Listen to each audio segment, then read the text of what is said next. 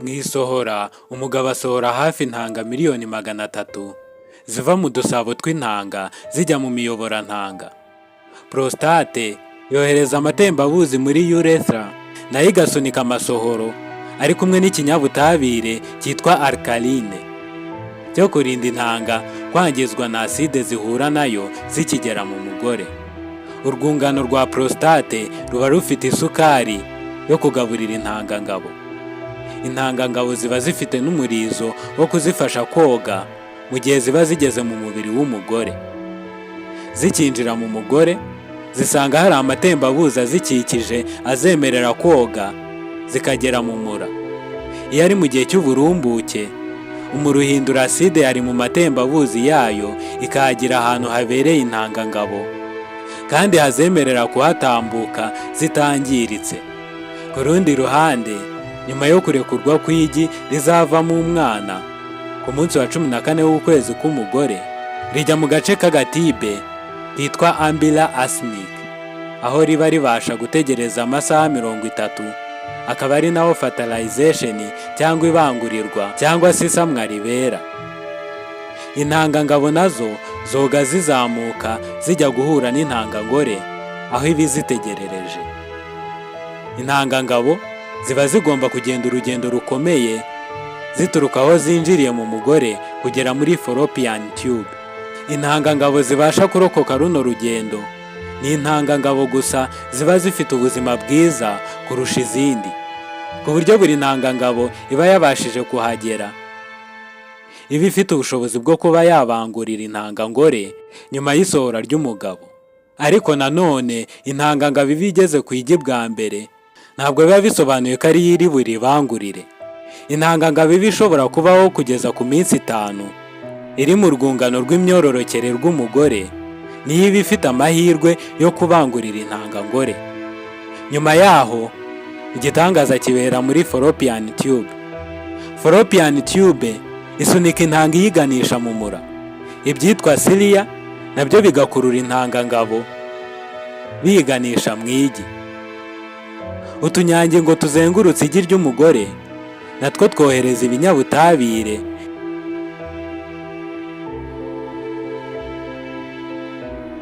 intangangabo yakiriye ibyo binyabutabire bwa mbere.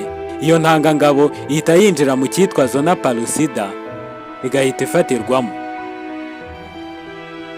Noneho imisemburo igasunikira intangangabo kurekura acrosome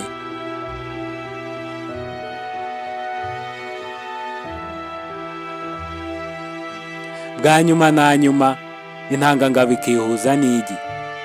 Iki gikorwa gihita gituma membrane y'igi ihita ihinduka nk'uruzitiro ruzitira izindi ntangangabo kwinjira cyangwa kuyikoraho. Intimatima cyangwa nucleus y'intangangabo ibibitse chromosome yinjira mu igi ikajya kwihuza n'iy'intangangore, aho zihita zihuza uturemangingo ndangasano twazo chromosome uko ari 23 kuri buri ntanga, buri imwe ikihuza n'iyindi. Ibyo bigakora umuntu wihariye. Chromosome yaba iturutse ku mugabo n'iyaturutse ku mugore, buri imwe iba ifite kopi y'imiterere y'uwo yaturutseho. Iyi aba ariyo ntambwe ya mbere yo kubaho k'umuntu wihariye. N'imiterere y'uko azaba ameze biba bifitwe muri gahunda, yaba igitsina cye, uko umusatsi we uzaba umeze, amaso ye ndetse n'ibindi byose bizamuranga. Amakuru yabyo yose aba yibitse muri izi ntanga ziba zimaze kwihuza. Intangangabo n'intangangore zihuje ziba zitwa zygote.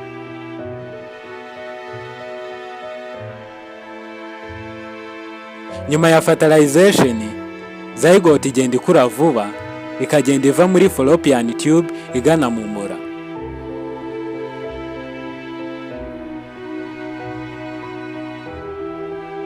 Hagati y'iminsi 5 n'6 nyuma yo guhuzwa kw'intangangabo n'intangangore, biba bimaze kugira utunyangingo 16.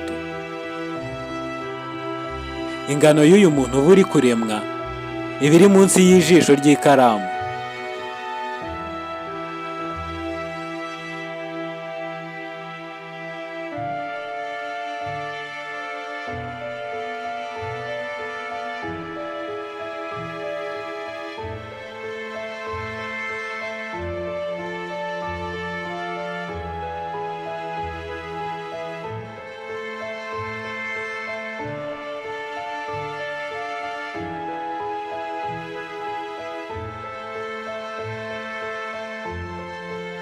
Nyuma y'ibyumweru bine umubyeyi asamye, umubiri utangira gukora imisemburo ijyanye no gutwita k'umubyeyi kugira ngo ibwire imirerantanga ko nta ntangangore igomba kongera koherezwa.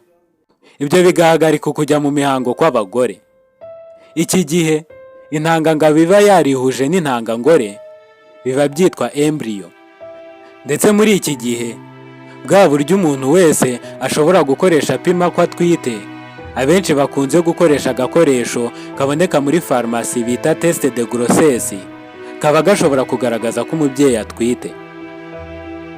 Mu cyumweru cya gatanu ubwonko ndetse n'urwungano rw'amaraso biba bimaze kwirema mu mubiri w'uyu mwana uba witegura kuzavuka, ndetse n'umutima we ugatangira gutera. Umutima w'uyu mwana uba ugiye kuzatera inshuro miliyoni 54 mbere y'uko avuka. Placenta ibiha umwana oxygene ndetse n'intungamubiri, ikanamufasha gusohora imyanda yo mu maraso inyuze mu cyitwa umbilical cord. Amazuru, umunwa ndetse n'amatwi bitangira kwirema mu cyumweru cya gatandatu, naho mu cyumweru cya karindwi embryo cyangwa uyu mwana uba uri mu nda aba amaze kwikuba kabiri mu bunini. Ndetse no mu mpera za kino cyumweru utuganza n'uturenge dutangira gukura.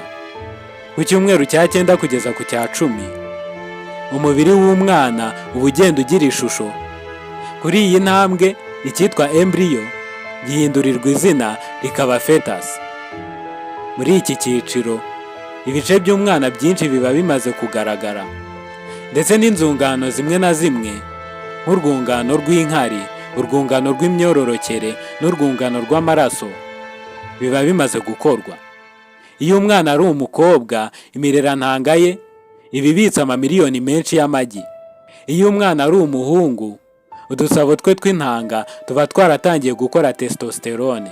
Uyu ukaba ari umusemburo w'ab'igitsina gabo, ikaba ari ingenzi cyane mu gukorwa no gukura k'urwungano rw'imyororokere y'ab'igitsina gabo. Uyu mwana aba amaze kugira santimetero 5 n'amagarama 18. Kuri uru rwego umwana akomeza gukura kugeza avutse. Mwakoze gukurikirana iyi video. Kora subscribe kugira ngo ujye ubona izindi video nk'izi. Channel ni Lightway, nawe nge Ndishimwe Joseph. Murakoze, dusubire ubutaha.